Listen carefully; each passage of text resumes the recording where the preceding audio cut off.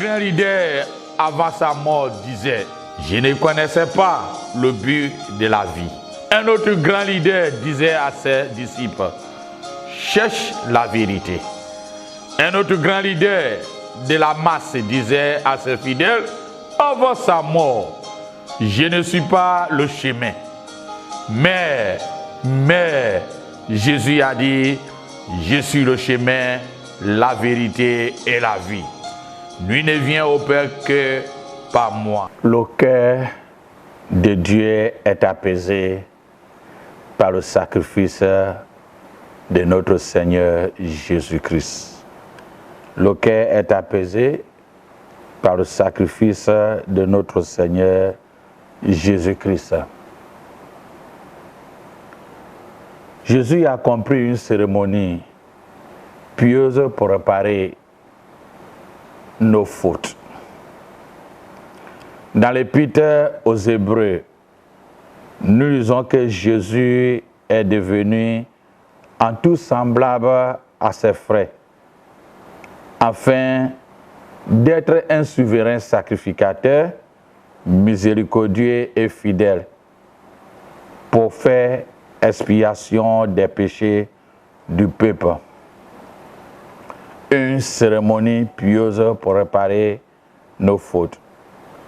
Lorsque nous lisons Hébreux chapitre 2, verset 17, Hébreux chapitre 2, verset 17, j'aimerais que nous lisons ensemble Hébreux chapitre 2, verset 17-18, il dit, en conséquence, il a dû être rendu semblable en toutes choses à ses frères, afin qu'il fût un souverain sacrificateur miséricordieux et fidèle dans le service de Dieu, pour faire expiation des péchés du peuple.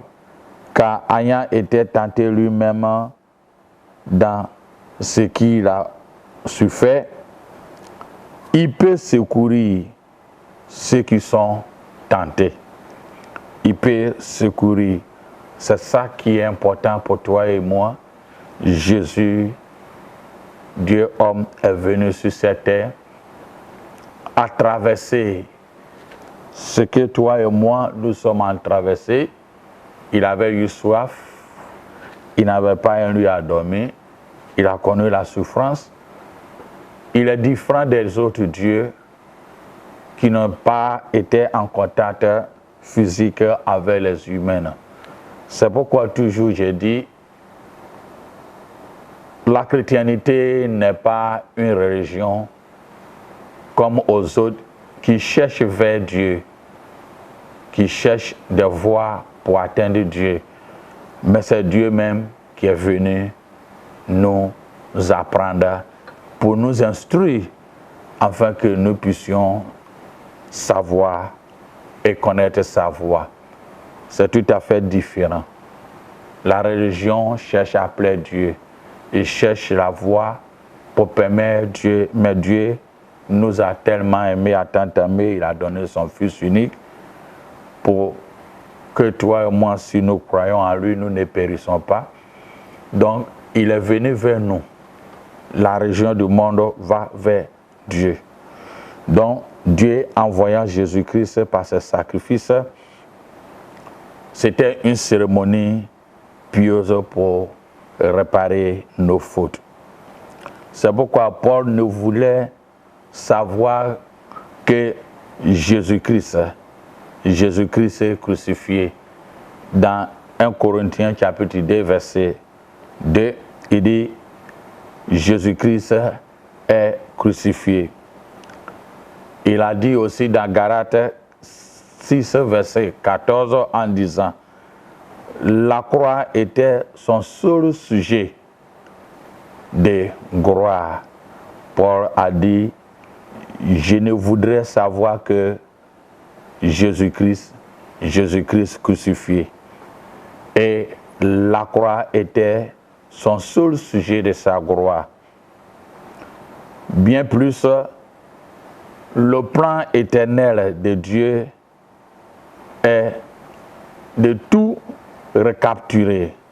Le plan éternel de Dieu est tout recapturé, c'est-à-dire de tout réunir sous un seul chef, le Christ, et sera en vertu de son sang répandu au calvaire. Dieu n'est pas un Dieu de désordre. Il est un Dieu, quand nous voyons le monde même qu'il a créé, il n'y a pas de désordre. Où la mer doit rester, quand le soleil s'élève et il se couche, et nous le voyons le lendemain, le jour ou la nuit, la pluie, Dieu met tout en ordre. Donc il a voulu, l'homme qu'il a créé en un certain moment, qui met certaines choses en ordre. C'est pourquoi il a tout recapturé, parce qu'il voyait des désordres, il voyait les cacophonies, il voyait aussi l'infiltration de cultes des démons, d'idolâtrie, de l'adoration païenne. Donc Dieu a envoyé Jésus-Christ pour tout recapturer, réunir tout sur son seul chef, Jésus-Christ, en vertu du sang répandu au calvaire. Quand nous lisons Ephésiens chapitre 1, Ephésiens chapitre 1, verset 7 à 10, il dit ceci: en lui, c'est-à-dire en Jésus-Christ, nous avons la rédemption par son sang, la rémission des péchés selon la richesse de sa gloire, que Dieu a répandu abondamment sur nous, par toute espèce de sagesse et intelligence, nous faisant connaître le mystère de sa volonté, selon le bienveillant dessein qu'il avait formé en lui-même, pour le mettre à l'exécution lorsque le temps sera accompli, de réunir toutes choses en Christ, et ceux qui sont dans les cieux et ceux qui sont sur la terre. Depuis la chute de Adam et Ève, depuis la chute en Éden jusqu'à la consommation finale de sa gloire, le message biblique a pour objet l'œuvre rédemptrice de notre Seigneur Jésus-Christ, le Sauveur. Le Sauveur. Le Seigneur a donné aux hommes une loi qui comporte des menaces, entre autres, ceci. Il a dit dans Deutéronome 27, verset 26, et Galates chapitre 3, verset 10, en disant ceci: maudit soit celui qui n'accomplit pas les paroles de cette loi pour le mettre en pratique. Maudit soit celui qui n'accomplit pas les paroles de cette loi. Nous avons un Dieu. Ceci était fait pour l'ancienne alliance. L'ancienne alliance prévoyait-elle de nombreuses victimes expiatoires, cérémonies. Dans l'ancienne alliance, lorsque nous voyons dans l'Ancien Testament, il prévoit beaucoup de nombreuses victimes expiatoires, cette cérémonie, pour effacer nos péchés, effacer nos fautes. Toutes ces cérémonies se résument comme ceci. Dans Hébreux 9, verset 22, en disant: sans effusion du sang, il n'y a pas de pardon. Sans effusion du sang, il n'y a pas de pardon. Bien sûr, ces sacrifices des animaux dans l'Ancien temps ou dans l'Ancien Testament était inadéquat. Il était nécessaire quand même et démontrer à la conscience des peuples et du peuple Israël que le salaire du péché était la mort, comme Paul a confirmé dans Romains 6, verset 23. Le salaire du péché, c'est la mort. Autre sacrifice fait, j'insiste, autre sacrifice fait ou associé, autre sacrifice des créatures pour effacer nos péchés est une culture des démons ou une adoration des démons. Si tu es appelé à suivre Jésus-Christ et tu te crois chrétien, tu te crois chrétien. Parce que Hébreu nous fait comprendre dans chapitre 9, verset 22, je répète, que sans effusion du sang, il n'y a pas de pardon. L'Ancien Alliance ou notre Nouveau Testament, Ancien Testament montre que sans effusion du sang, il n'y a pas de pardon. Il n'y a pas de pardon. Dieu n'a pu laisser impunis les fautes commises autant de sa patience qu'en vertu de son intention de offrir un jour le sacrifice parfait et suffisant. Dieu n'a pu laisser impunis les fautes. Souvent, nous croyons que Dieu est amour, on a la grâce, toutes ces choses dont on fait ce que nous pouvons faire. Mais j'ai à dire ceci. Le même Dieu qui est miséricordieux dès la création, il est l'amour dès la création. C'est le même Dieu qui est le Dieu de jugement dès la création et Dieu de vengeance dès la création. Il ne laisse pas impunir les fautes commises sans une réparation quelconque par un sacrifice parfait au fait. Et dans l'Ancienne Alliance, à l'époque avant Jésus-Christ, cette condition devait être remplie pour qu'il puisse apparaître comme juste. Avant Jésus-Christ, pour être sacrifié, aller à la croix pour sauver l'humanité, cette condition devait être remplie par des sacrifices des autres créatures pour que le cœur de Dieu soit apaisé, apaisé, apaisé. Jésus lui-même, en instituant la Sainte Seine, a bien marqué son sang, a bien marqué que son sang devait être répandu pour le pardon de nos fautes.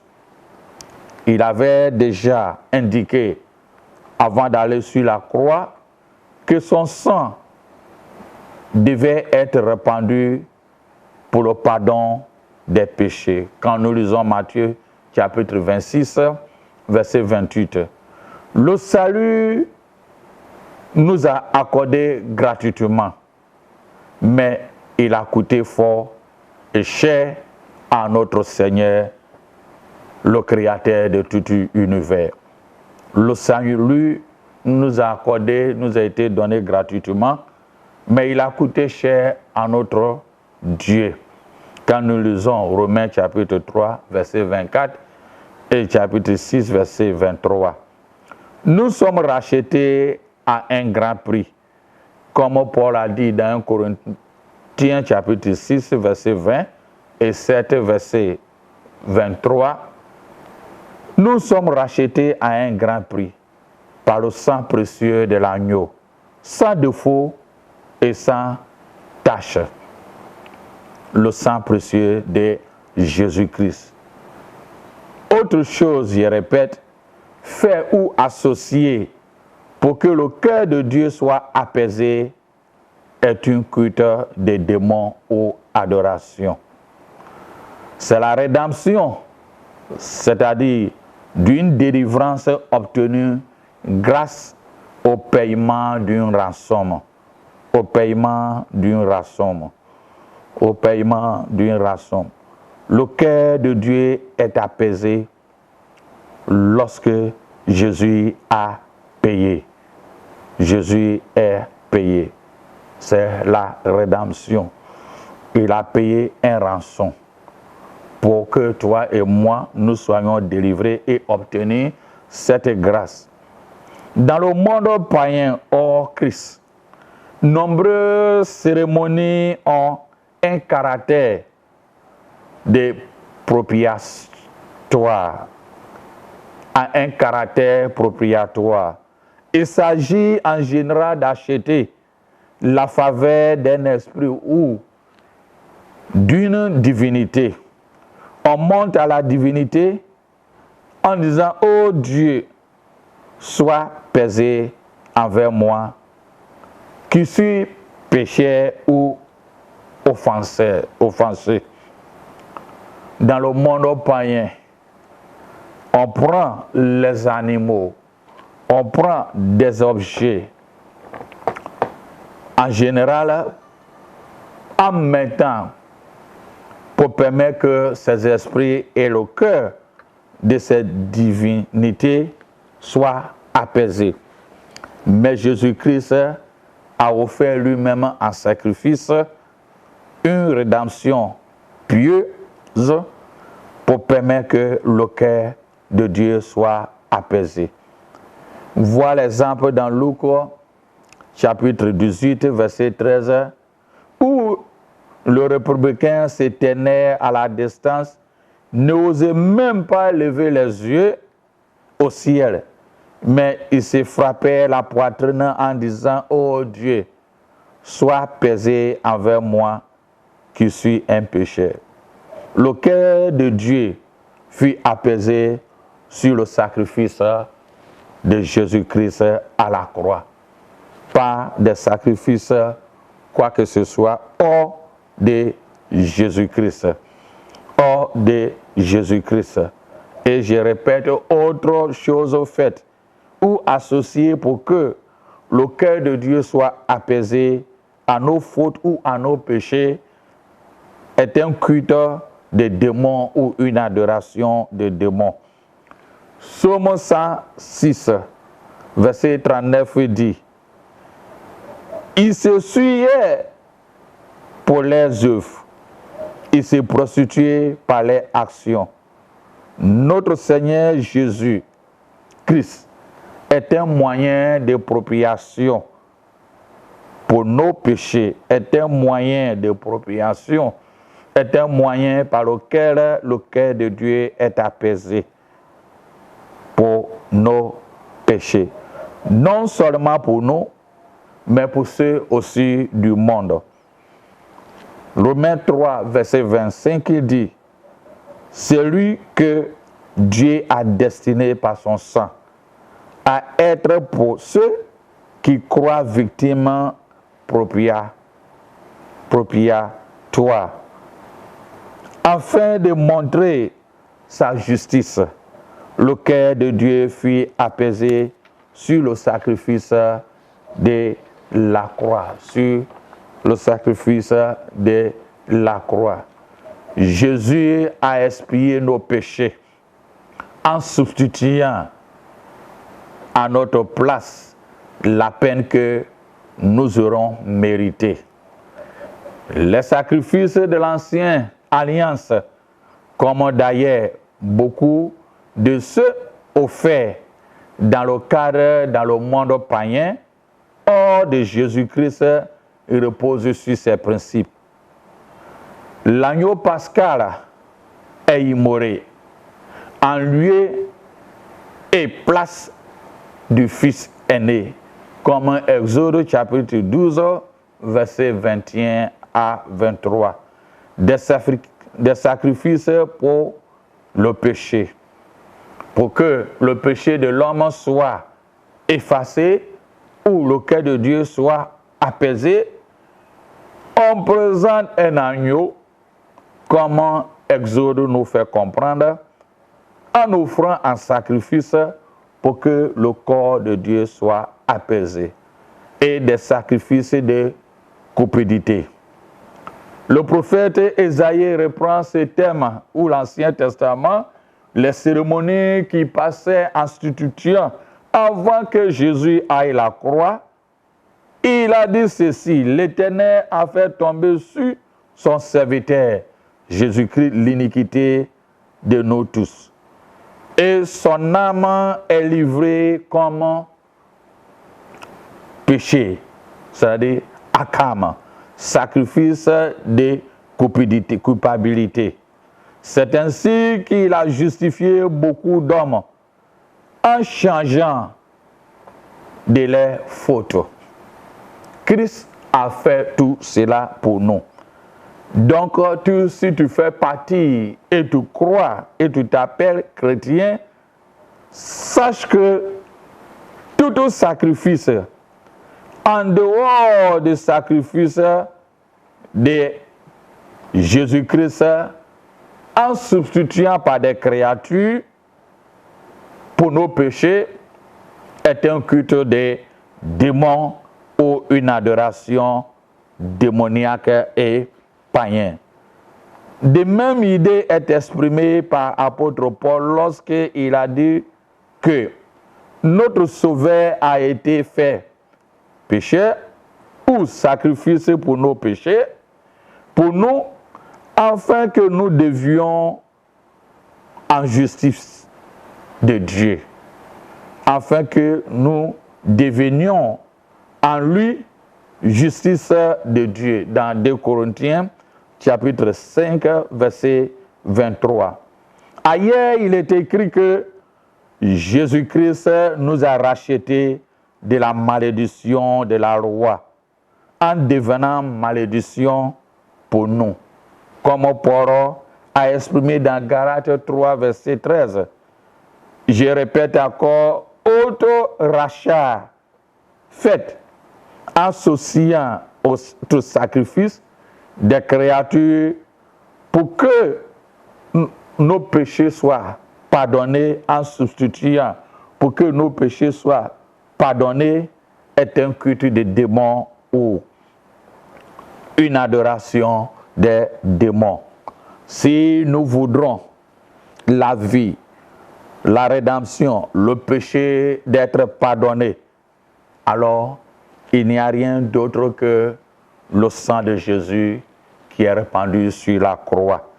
Donc, attacher autre chose comme des cérémonies pour faire apaiser le cœur de Dieu, sache que c'est une idolâtrie pure, païen, diabolique, un culte des démons. Dans Matthieu 28, 20, verset 28, il dit ceci: le Fils de l'homme est venu donner sa vie en rançon pour beaucoup. Ainsi que Marc 10, 45. La notion de rançon implique qu'il est substitué à nous. Il s'est fait rançon. D'ailleurs, nous lisons qu'il s'est donné en rançon, comme 1 Timothée 2, verset 6. Pour tous, et encore que nous ayons été rachetés à un grand prix. Rachetés à un grand prix. Autre rançon par rapport à ce que Christ a fait, bien-aimé, c'est une culte démoniaque et une adoration du diable. Jésus-Christ est l'agneau de Dieu qui emportait le péché du monde. Ou il est l'agneau qui enlève le péché du monde. Il se fait pour porter les péchés du monde. Il a porté nos péchés dans son corps sur le bois. Il a porté nos péchés dans son corps sur le bois. Dans Jean, chapitre 1, verset 29, ainsi que Hébreux 9, verset 28. Christ a porté nos péchés dans son corps sur le bois. Sur le bois. Sache, autre sacrifice, je répète, en dehors de ce que Christ a fait, quand vous voyez un homme de Dieu, une femme de Dieu, quiconque qui veut intercéder en vos faveurs pour le pardon d'iniquité, en demandant autre chose par rapport à ce que Christ a fait sur la croix, sache que vous êtes sur une mauvaise route, une piste qui est diabolique et démoniaque. Dans Jean chapitre 1, verset 29, il dit son corps sur le bois. Sur le bois. Deux fois, la Bible dans le Nouveau parle de bois ou soit la croix. C'est la même chose. Parfois, le mot grec pour bois est utilisé pour désigner la croix. Le mot zilou, qui signifie bois, apparaît au total 20 fois dans le Nouveau Testament. Ce qui font référence à la croix de Jésus-Christ. Zilou est interprété dans le mot grec, soit bois ou soit croix. Jésus a été crucifié sur la croix, pas sur un arbre. Sans ce fondement solide de la substitution, il n'y a plus ni expiation, une cérémonie pieuse pour réparer nos péchés, ni propiation, ni réconciliation, ni rédemption et ni le salut. Cette substitution est appelée vicaire parce que Jésus-Christ prend nos places pour expier. Nous sommes heureux et nous devons être heureux et louer le Seigneur parce qu'il a tout fait pour nous. On n'a plus besoin d'autres sacrifices que ce qu'il a fait pour toi et moi. Sur le mont du Calvaire, il était une croix où Jésus souffrit tant de douleur. Oui, c'est là qu'il mourut sur cet infâme bois pour sauver le plus vil des pécheurs. Cette croix me sera toujours chère. Elle est gloire et victoire pour moi. Et par elle, dans la maison du Père, la couronne est offerte à ma foi.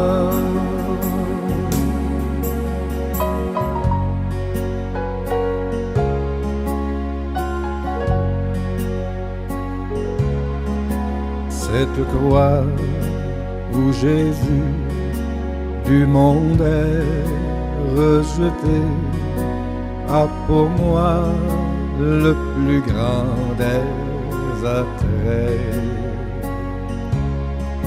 C'est là que Saint Agneau, mon sauveur, a porté mes fardeaux, mes douleurs, mes forfaits.